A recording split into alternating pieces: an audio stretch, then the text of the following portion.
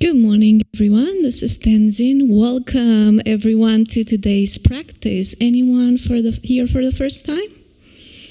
Welcome. Yes, we are delighting into your presence. Okay, a few announcements before we start. Please silence your cell phones, right? So you can be present with the meditation. It happens. If it happens, it happens. We invite you to join us for our weekly Tuesday events with Medicine Buddha practice at 6 p.m. and our public talk at 7 p.m. This week, for our Tuesday evening talk, Venerable Geshe Pendala will continue speaking on the 37 practices of a bodhisattva with abandoning clinging to the object of aversion. Interesting.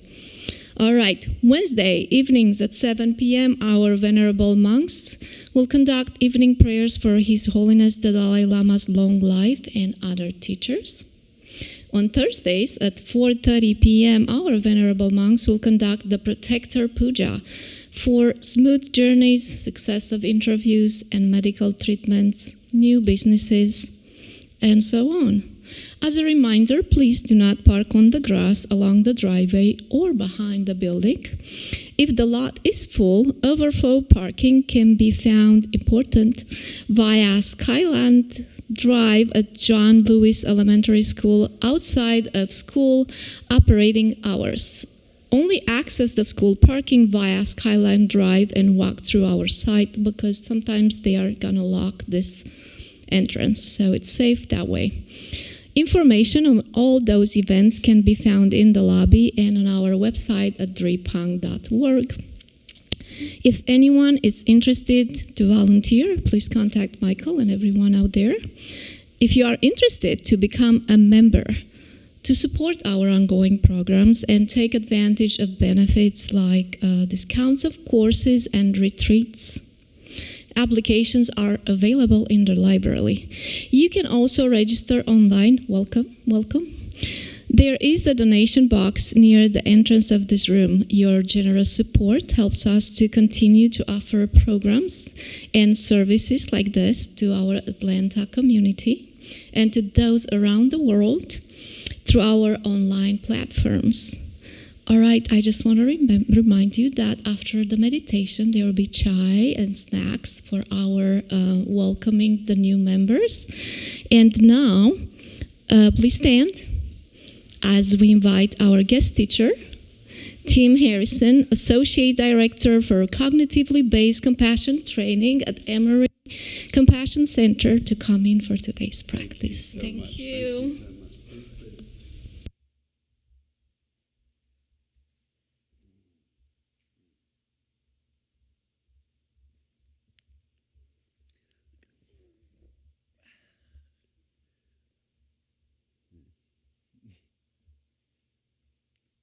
So, good morning, everyone. Is this working? Do you hear me okay? If I speak like this? That's good? Wonderful. Oh, that's good. Yeah, I'm always uncomfortable with that standing thing that they do here, which I think is a tradition in the Tibetan. I know it's a tradition in Tibetan Buddhism that you stand when the teacher comes in. But if it's not obvious to you, I'm not a Buddhist teacher. This may be disappointing to some of you who are showing up and didn't realize that this week, the first Sunday of every month, the monastery hosts a Basics of Meditation session for the public at this time. That's led by someone from the Emory University Compassion Training Program. So this is a program called Cognitively Based Compassion Training, and I'm the director of that program. And there's a few of us senior teachers who come and give these talks and introduce meditation as a basic practice. This program at Emory was developed by Geshe Lobsang Tenzin Negi, who's a spiritual director here at the center and has been for, I think, over 30 years, maybe a good bit longer. But an incredible person. If he was in town, he would be leading this today. So many of you have heard him teach and speak. But he founded this center at Emory, the Compassion Center, and developed this CBCT program, Cognitively Based Compassion Training, that I have had the honor of learning primarily for myself. It's been life-changing. Realizing I'm entering my 15th year teaching this program. We have a teacher certification program. And supporting Geshe Lobsang and the center in our efforts. It's a research-based program. But why are we here?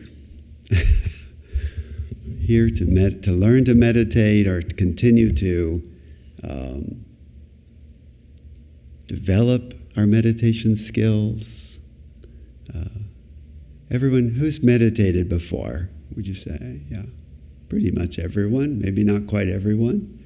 If you're kind of new to this, welcome. This is really a kind of a brave step to say, what is this thing, meditation? What is this useful for? Is this something I can even do? Can I do this? I promise you we've all been exactly there.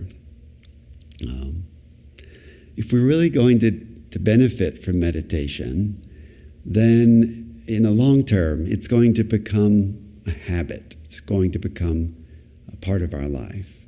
So it's always worth thinking about the why. And the answer to that can change over time.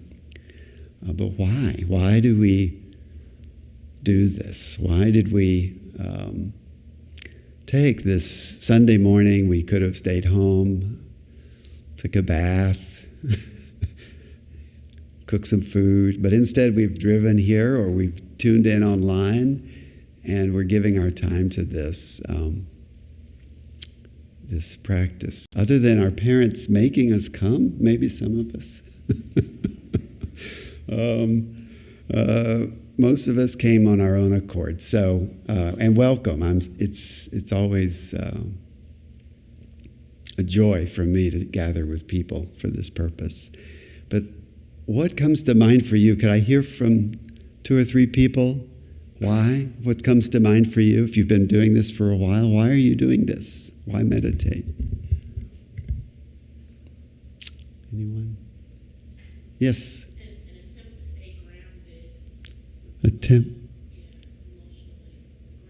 Attempt to stay grounded, emotionally grounded. And I'll be repeating what you say so that our friends online can hear. Attempt, thank you for that. It's an attempt, right? I mean, once you've meditated 5 or 6 times, you're always grounded for the rest of your life, right? No. But there are tools here to be emotionally grounded. What else is coming to mind? Yes? Tame your mind. It's like a wild animal sometimes. Our minds. Sometimes, yeah. There's great metaphors from Buddhism that are exactly about that. Is our mind is like this uncontrolled beast that can do really great things because it's so powerful, but it can also accidentally do things that aren't so great. So how do we tame that? What else? Yeah, Alan. I would like to develop internal resources that bring forth a sense of well-being, not only for myself, but for people around me. This is what meditation is for me. Thank you. Developing internal resources to allow you to provide more well-being, I'm paraphrasing, for yourself, for myself, and for those around me. Thank you. Especially the spouse that you're moving to Wisconsin with on Tuesday to retire in Wisconsin. But Alan and Julie promised they would keep coming on Zoom, but we've been practicing together for more than 10 years, so it's just great serendipity for me to be here on your last official Sunday in Atlanta. Thank you, Alan, because that points to, I think, if we're going to be honest with ourselves, why we're really here at a very deep level is we want to be happy. We want a happier life for ourselves. We want more well-being. We want to flourish. There is no shame in that. The Dalai Lama himself, who's an inspiration for our program, says that's kind of the purpose. That's the meaning of life, is to be happy, actually. And sometimes we hear that and we think, well, wait a minute, that sounds kind of selfish. And it's not selfish if you really dig deeply into what makes us happy at the deepest level. Superficially, ice cream can make us happy. A big paycheck can make us happy.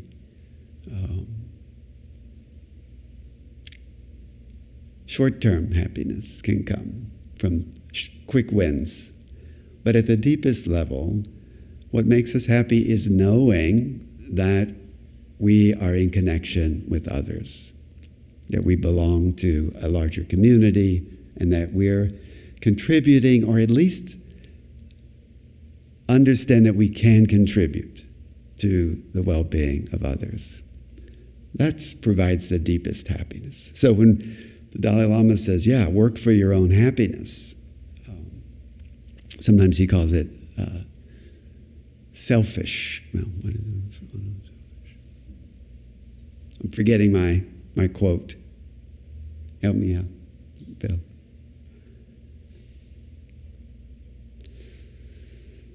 Self-centeredness. He says he's for self-centeredness. That's right. That's the quote. That's so shocking to me. But then he says, but wise self-centeredness. So wise self-centeredness is when we really seek to take care of ourselves, maybe finding sources to remain emotionally grounded or tame our mind. These are the kind of typical ways we talk about meditation. But at the deepest level, the reason we're doing that is to be happy for ourselves, which means we're contributing to the well-being of those around us. All of that's connected. And in CBCT, these are actually the three main outcomes of the compassion training program. First, we have 8 modules. If you take the full course ever, some of you I know have done that. We even have certified teachers here, at least one. Bill. Please do. If what we do this morning feels meaningful to you, consider that. Look up Compassion, Emory University. You'll find these courses. But over 16 hours, over 8 weeks, you learn a variety of practices that help, one, build emotional resilience for oneself, psychological stability of mind, insights that allow us to not become ungrounded, unsettled as much, not as often. One. Two, what we call self-compassion, caring for our own well-being at a deeper level. And watching for that inner voice of harshness or judgment, self-criticism that takes a difficult life. Many of us have difficult lives. All of us have some difficulties. And sometimes we respond internally to those difficulties in a way that's very harsh and condemning of ourselves. These are mental habits we may have developed over years. And the good news is we can unburden ourselves of those habits with meditative practices. That's what we call self-compassion. And then finally, part 3, it's called compassion training. So you might be surprised to know this is only at the end we get to that. How do we relate to others? How do we see others? How do we notice when we accidentally have biases, unintended ways that we separate ourselves from others, distance ourselves, lose that sense of connection? That's really our birthright as human beings, as social creatures. And that's where compassion comes in. So, you've heard this expression, you are what you eat. You know that expression? Is that true? I mean, technically, our physical bodies are made up of molecules that had to come from somewhere. And pretty much all of them come from what we eat or breathe in. I don't think there's any other way I know of. Maybe some topical lotions can creep in there. But mostly we're created by these things we've eaten over our whole life. And there's good news and bad news there, right? The bad news is we can't go back and change what we've eaten in the past. So we are who we are based on what we've eaten. That's too bad sometimes, because not all of us have had as healthy of a diet. I know I haven't at periods in my life. But the good news is we can change what we're eating now, and we'll be something different in the future because of that. Our mental life is exactly like that. The bad news is it's full of all of these things we've ingested over the course of our lifetime. There's good and bad there, that we've ingested good things, but also habits, ways of thinking, perhaps that are not so healthy, not so helpful. But what's so wonderful about this is we can change what we're eating now. We can change what we're ingesting. And that will change who we are in the future. So this is what meditation allows us to do, to shift our mental kind of trying to extend the metaphor, but what we're taking in, what we're paying attention to, what we're feeding on mentally. If we can change that, then we become a different person. So we don't, I think we should jump in. So any questions about this? Insights? Does that make sense as a why we're doing this? Welcome, by the way, those who just came in. Yeah, hey.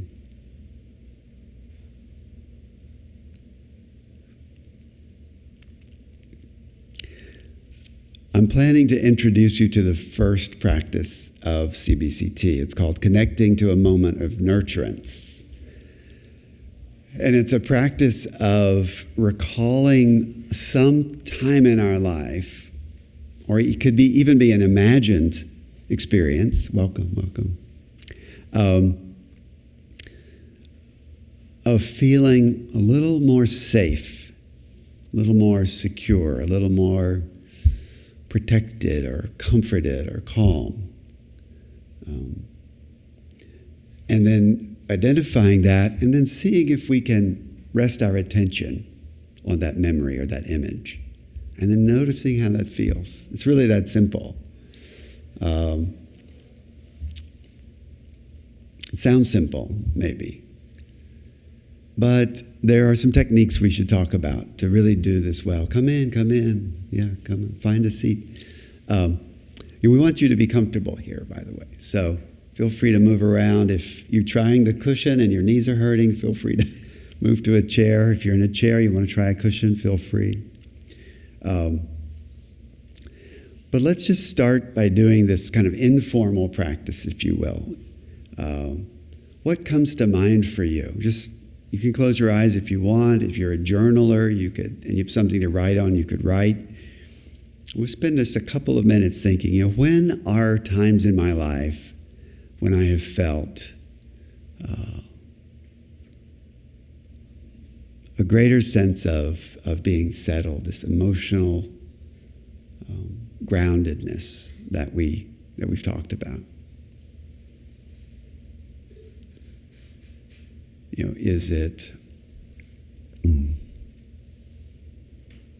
Was there something that happened this week where I was hanging out with friends, where I felt that sense of being settled or calm or at peace or just happier? There's no right answer here, so just let your mind wander. It could go back to childhood. If you have memories of a loving caregiver. Not all of us have those memories, and that's okay. But if you do, maybe you remember a time, or even just a moment in time, sitting with someone, Could be a teacher from school or a mentor.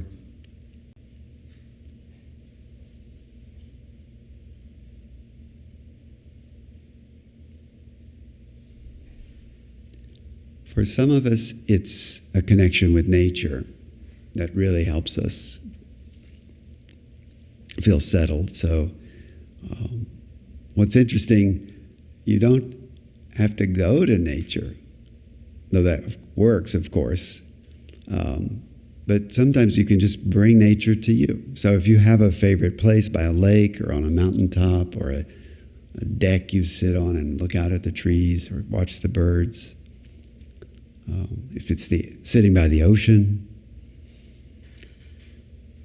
what happens if you just remember that, try to remember a specific time where you felt particularly settled, calm, connected in a natural environment?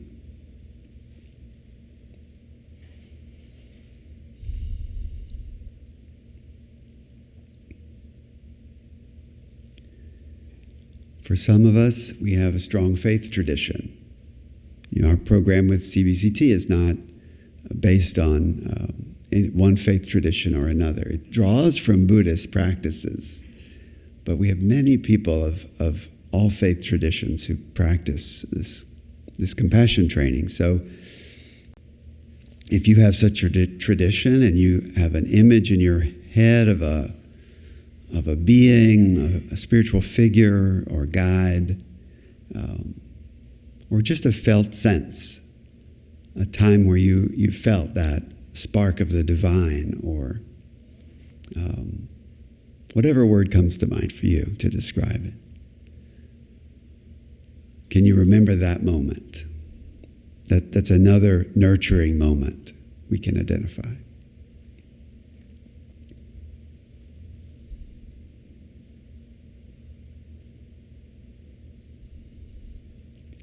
For many of us, we have pets, and just the thought of sitting next to them, having them greet us at the door when we come home, that could be a nurturing moment.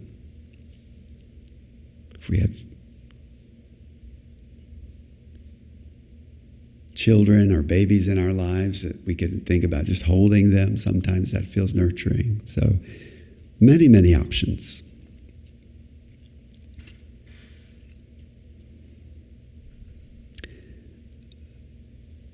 And as we're doing this informal practice, just thinking, I'm going to ask you to turn your attention to how you feel right now. What does it feel like to bring these moments to mind?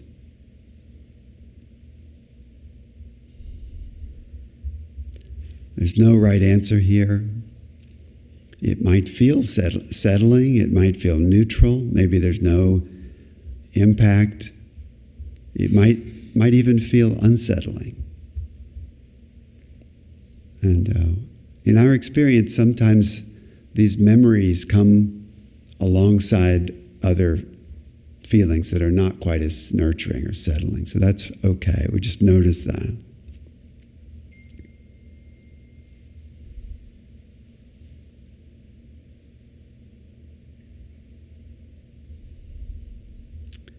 So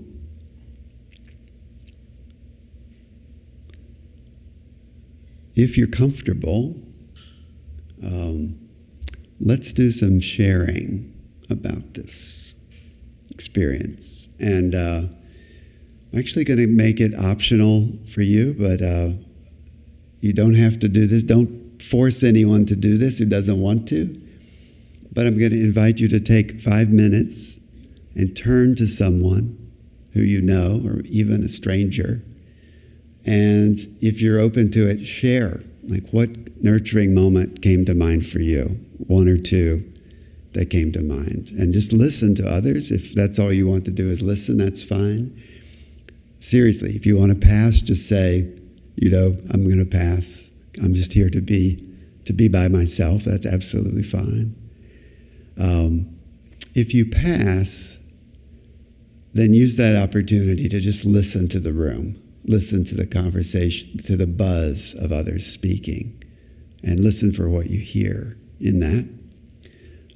But if you're open to it, it's a gift to others to hear what your moment is, whether it's a long time ago, a big moment, or a little one recently. It's just a stranger smiled at you yesterday, or whatever. Maybe it's your child sitting on your lap right now that feels nurturing. I don't know. But take 5 minutes, pair up, twos or threes, and have some conversation, and then we'll come back together and practice together.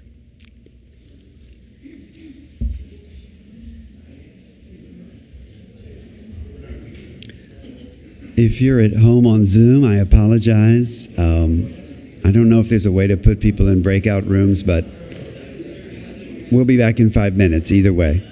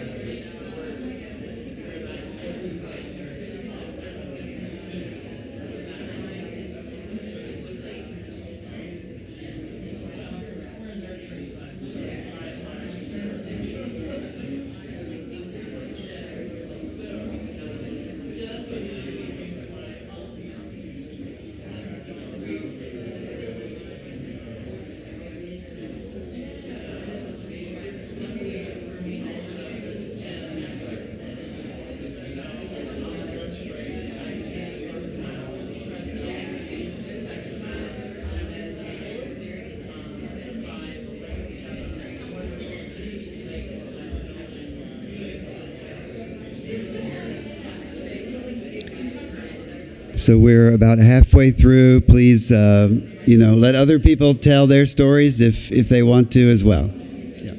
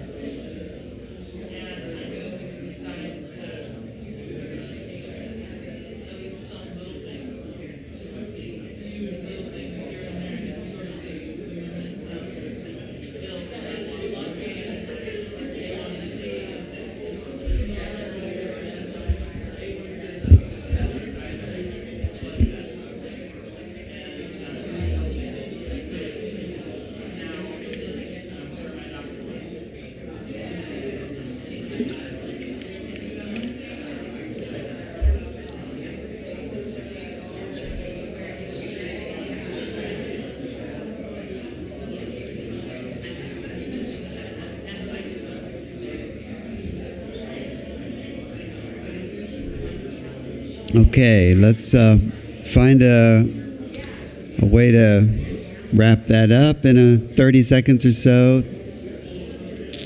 Say thank you to your partner and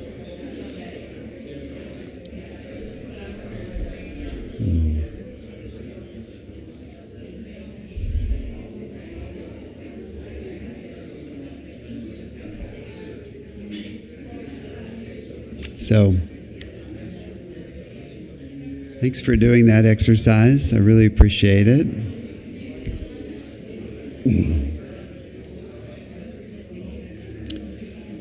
Let's hear, oh yeah, how's that thing?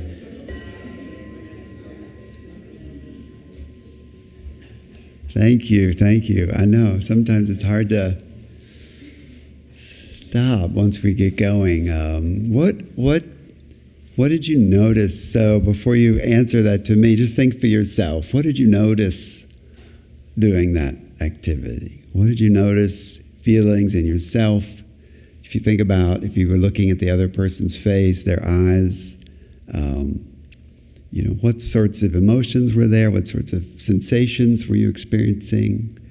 What's the impact of turning our attention toward such memories? One reason this can be so powerful is that there's a phenomenon that psychologists have identified. It seems to be evolutionarily helpful or adaptive, as they say in evolutionary psychology. For better or worse, our minds tend to have a what they call a negativity bias. Negativity bias. What does that mean? It means that if 10 good things happen to us one day and one bad thing happens, when we come home and we tell our partner about our day, we tell them about the bad thing that happened, not the 10 good things that happened.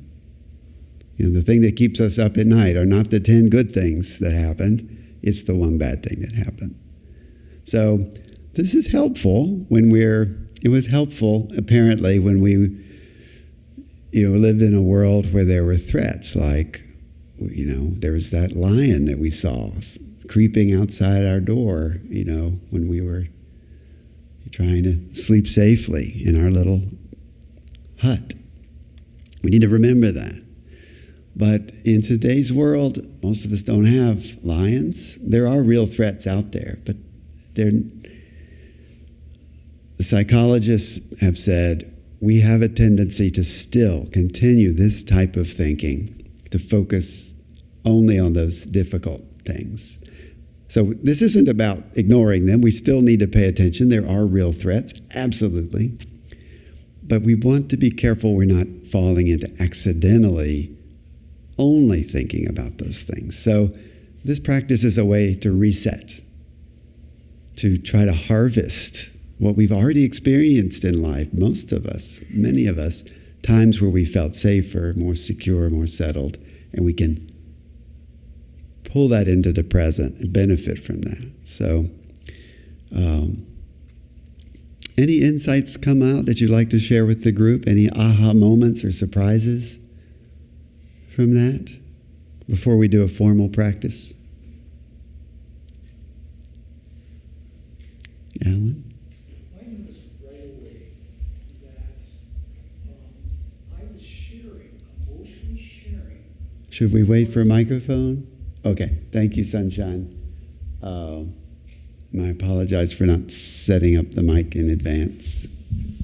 Thank you. But this will help our Zoom friends hear what we're saying. Thank you. Thanks. Well, I noticed right away that I was emotionally sharing in the descriptions of the people that I was talking with.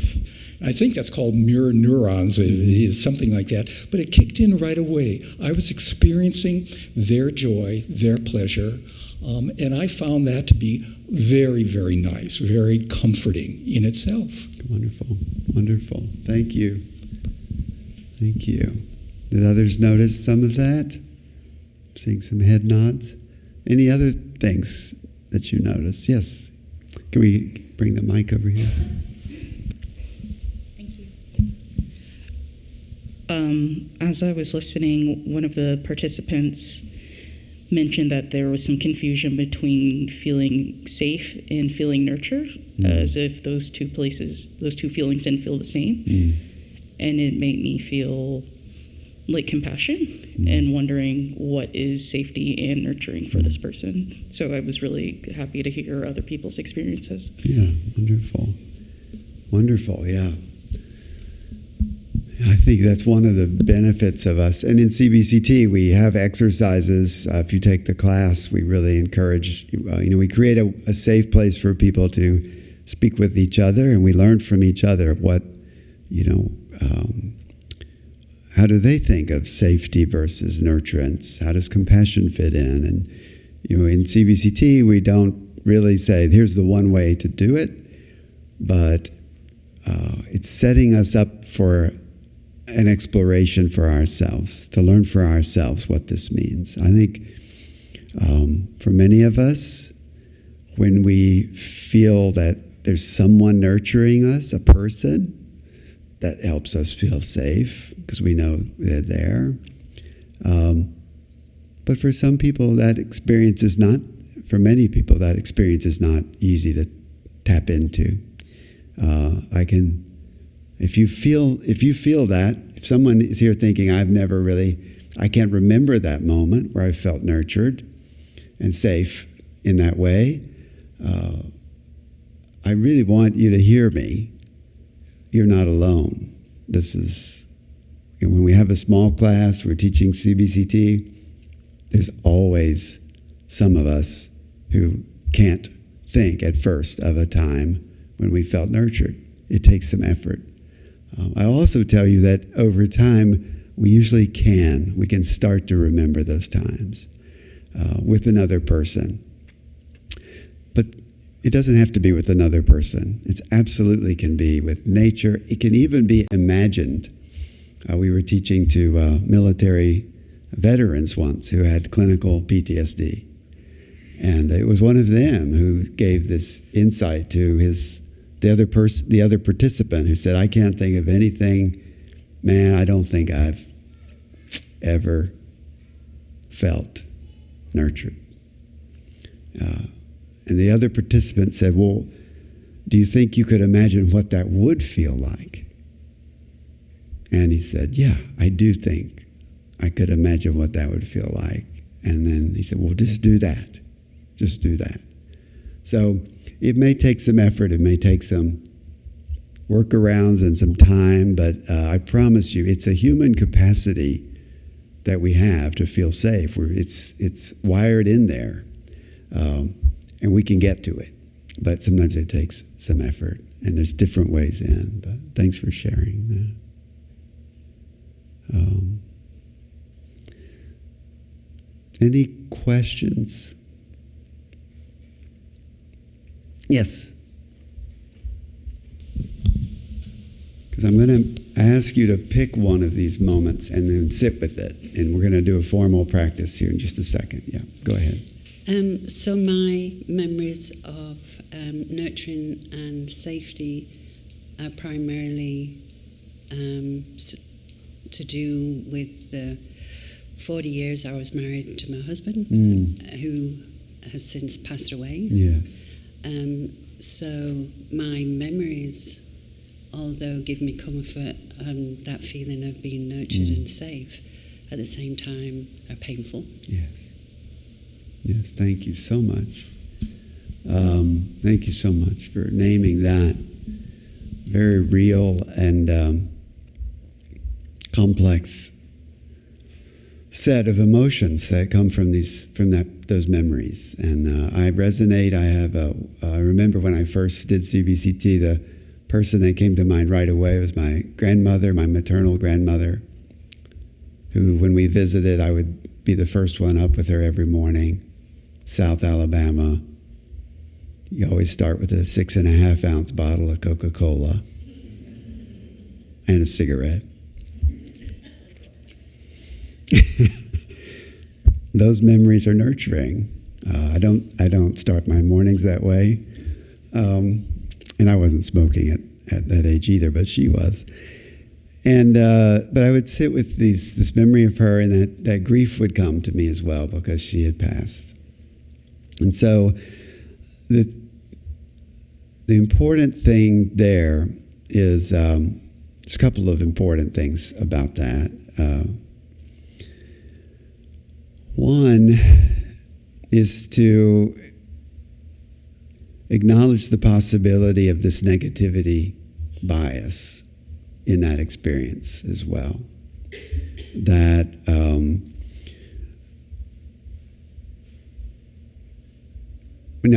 I should start with acknowledging that sometimes the painful memories are so fresh that what we would advise is to choose a different nurturing moment. Because I don't know how recently you had this loss, and I'm sorry for your loss. But if it's really fresh, if it's not something that can be worked with, and this goes for anyone, then take it easy. With all of our practices in CBCT, it's kind of like weightlifting. You don't start with 100-pound barbells. So you go to the easier ones. So pick something simpler, safer, and work with that in the meditation. And you have to figure this out for yourself. But once you do feel safe, and there's always options, you can always step back, and when I lead the formal practice, I'll explain the options. Once you do feel safe, then what I'd learned to do with my grandmother, for example, is to practice noticing both at the same time. A sense of care, support, love, that's just so obvious when I see her face and her eyes and the way she looked at me.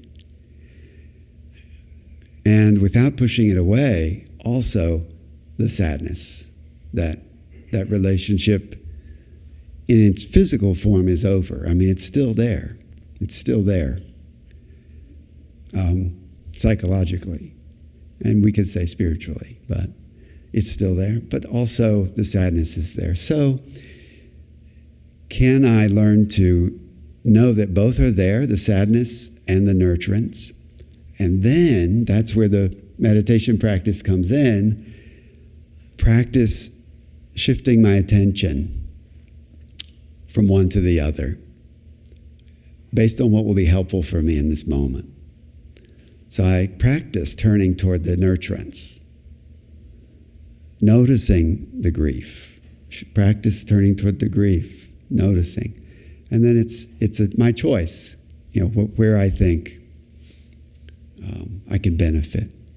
And then over time, realizing that there's so much benefit to remembering the nurturing part. But it doesn't mean I'm ignoring or denying the sadness at the same time. Does that make sense? Yeah. Yeah, deep question. I'm glad you asked that. I'm sure others have similar experiences. So let's get to what you came for, basics of meditation. If you're brand new to meditation, which I saw a few hands go up, then you should know that there's a reason we sit like this when we meditate. For those whose knees can handle it, and that's not many in this day and age, because we've been sitting in chairs our whole lives, most of us. There's something about being on the ground and being able to tilt the hips forward a little so that the spine can be self-supporting. That's just stabilizing. When the body's stable, the mind can be more stable. When the body's centered, calm, the mind can be more centered and calm. So that's what we're doing. It's fine to be in a chair. If your back is strong, maybe you sit a little forward, feet flat on the floor, and let your back support itself. That keeps us alert. Sometimes if we're slumping back like this, the mind can get kind of slumpy too. But it's a balance. We don't want to be rigid and tight, because then our mind gets rigid and tight. So it's a balance, looseness, alertness. Invite you to just review how you feel. If there's places of tension, if your hands are tense, just let them be limp on your legs or in your lap. If you hold tension in your shoulders, I invite you to roll them around a little, maybe roll your neck. Let that tension go. You don't need it to sit here. You don't need shoulders to be tight. So just let it go. Let the face relax. Sometimes we may be surprised that our forehead is kind of tight or wrinkled up from scrunched up. Our jaw can be relaxed. Our tongue can relax. maybe our belly can relax. Sometimes we suck in our belly and walk around like that. That might be a habit we've developed. But to help with meditation, it can help to just let go of those things right now and use the minimum amount of effort to stay upright and alert and centered.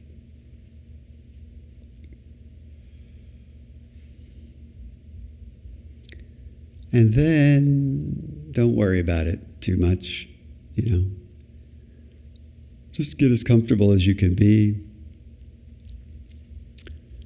And then let go of that and just sit. And invite us to turn toward taking some deeper breaths in the present moment. Just noticing that we can extend our breath so it becomes longer, just a little longer. And that allows us to bring in more oxygen, which is so important for our alertness. And having a longer breath also allows us to exhale further, to empty the lungs of that stale air.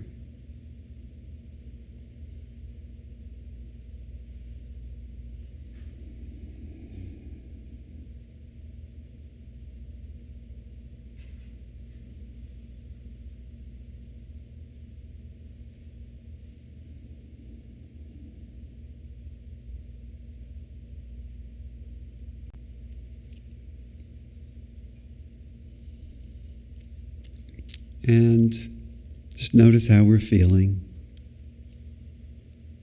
We're feeling okay? Are we feeling a little sleepy or a little energized?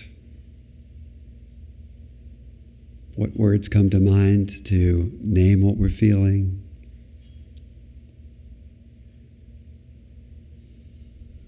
This is just checking in, taking a snapshot of our inner landscape.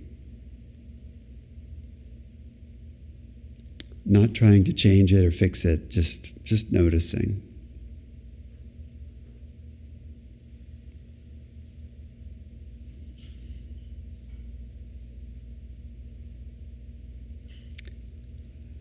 And then let's let our breath return to its own rhythm. Let our body just be comfortable. Or uncomfortable, if it wants to be, that's fine. But just letting go of all of that and turning our attention to a moment, a remembered moment, or imagined moment of feeling safe, secure, or at least a little more safe and secure. And I'm going to ask that you just pick one. Sometimes the mind starts racing from one to another. Pick one, pick a simple one, an easy one.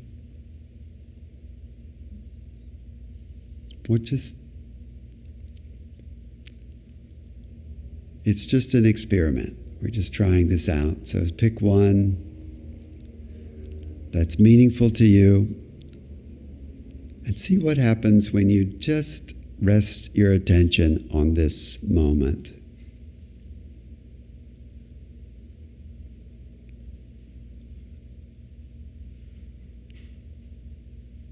And to help us kind of re-experience this moment, it can be helpful to name for ourselves details of the memory. Are there any colors that we see in the mind's eyes? We think about this moment. Was there grass that was green or sky that was blue? Was there colors of people's clothing or hair or eyes?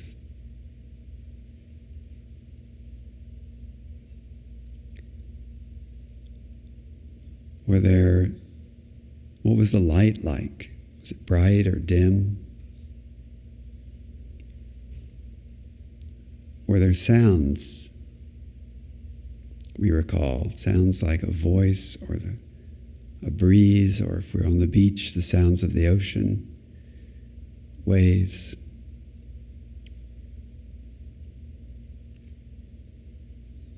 How vividly can we recall those exact sounds right now?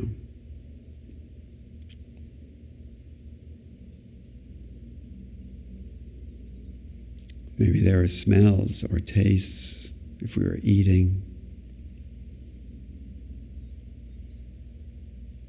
And maybe there was a sense of touch.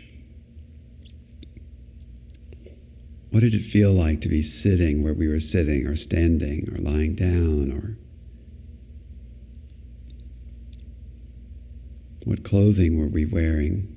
Was there a breeze? Was it warm or cool?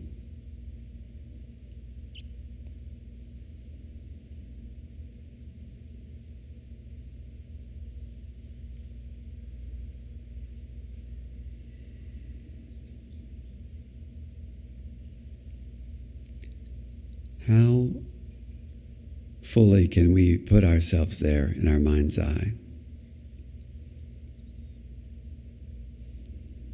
and rest, just rest in this experience?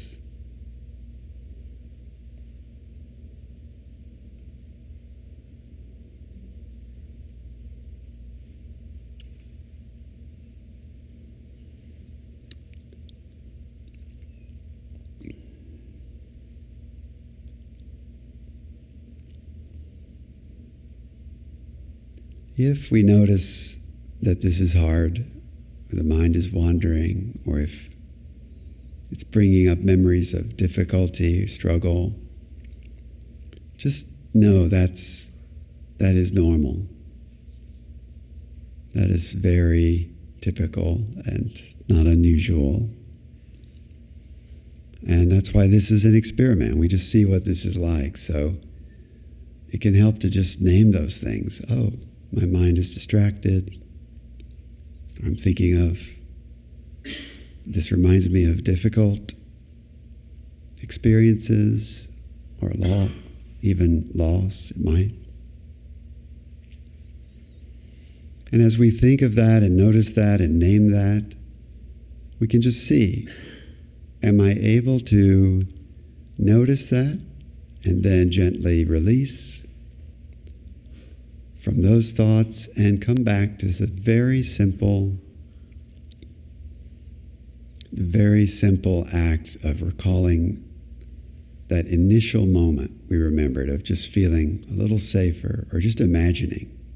Just imagine we're in a place of security, comfort,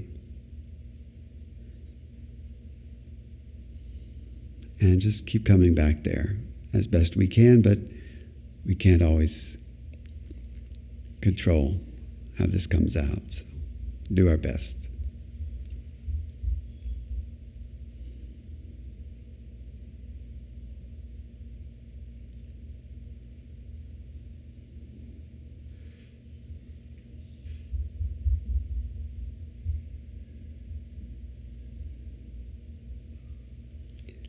And as we sit with this moment of nurturance, if we can sustain that, we might notice that it changes the way we feel right now. We may notice our facial expression shifts, softens, maybe we even smile.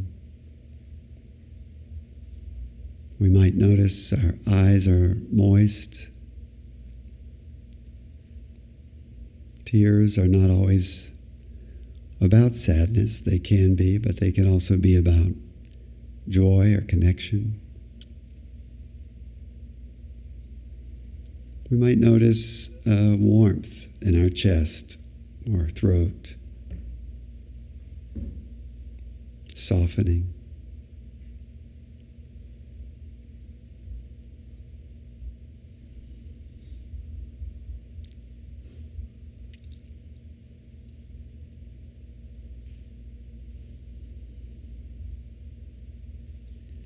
As we come toward the end of our practice, just invite us to reflect especially if we did even have a hint of this memory, this felt sense of being cared for and protected, or calmed, nurtured. Just take a moment to think about how meaningful this part of our life has been, to have such moments of being supported, feeling grounded. So meaningful.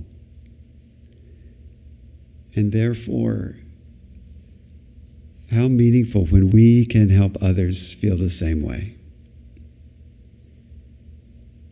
Think of those times when our efforts toward friends, family members, or even in our work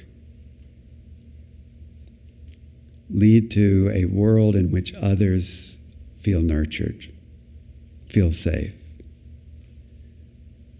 How meaningful that is for them, and then for us, if the way we move through the world, the way we speak, the way we act, the way we think, can help others also feel this safety, security. How meaningful that is in those moments.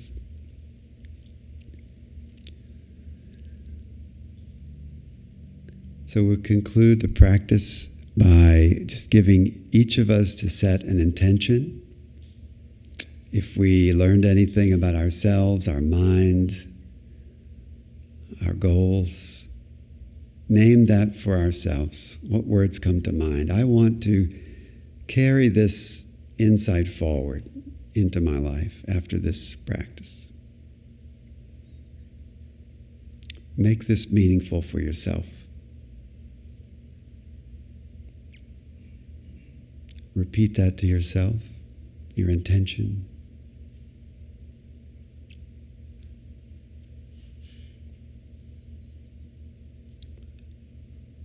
And finally, let's just dedicate any benefit that this practice has had for us in this room.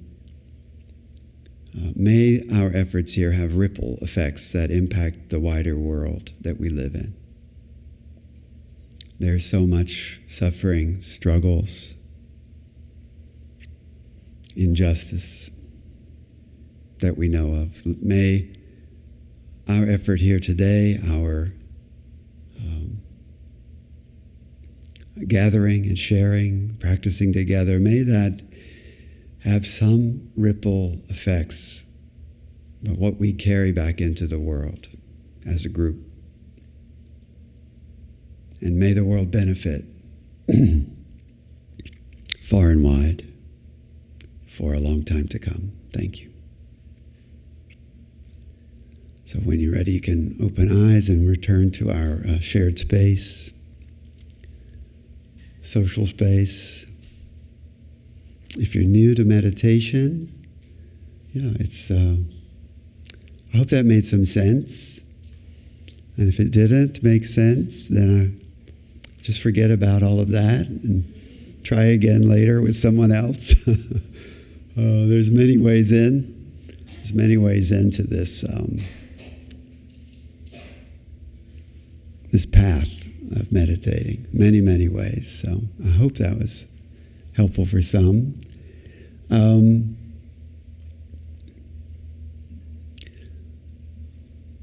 We have a couple of minutes.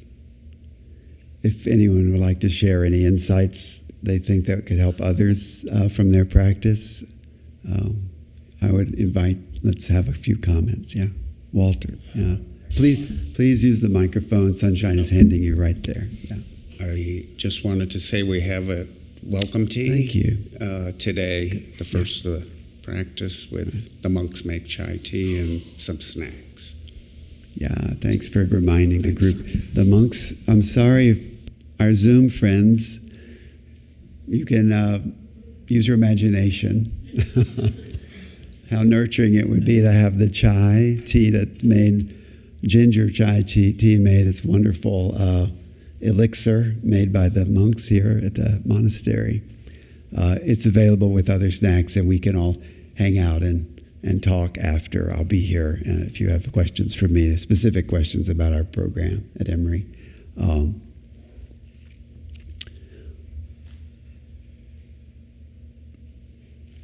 Any other thoughts or comments? Yes. I just wanted to say that each time I try to meditate, it's different, and giving myself permission to move in and out of thoughts without feeling guilty about not being able to focus the whole time. Personality, I don't focus very well. I tend to have little ADHD tendencies, so my brain just is everywhere. So but I'm feeling such peace knowing that I can, focus for that amount of time and giving myself permission to not feel guilty for not being able to hold it the whole time. Great. So I enjoy the different, every time I meditate, it's different each time, and just being able to enjoy it even though it's different. Wonderful. Spoken like an expert, really. That's wonderful. Absolutely. Oh. Yeah. I mean, sometimes we think we're going to practice like riding a bike. We practice long enough that we can always ride a bike. Meditation isn't quite like that. We get better, but it's somehow, maybe the metaphor is like we're never sure what bumps the bike is going to hit in the road when we sit down. So some days are certainly better than others for me and for everyone I know who's been trying this for a while. So yeah, especially if you're new, don't judge the whole experience of meditation based on one experience. I heard so much wisdom about self-forgiveness in what you just shared. None of us are going to get this perfect or anything perfect. So it's about trying, showing up, learning from others, and it makes a difference. Really makes a difference. So, but we have to all learn that for ourselves. So I invite you to keep trying. I invite conversation, and thank you so much for sharing this time with me and with each other, and I will see you again someday. Thanks. Oh, yes. Enjoy the tea. Thank you for folks online. Thank you.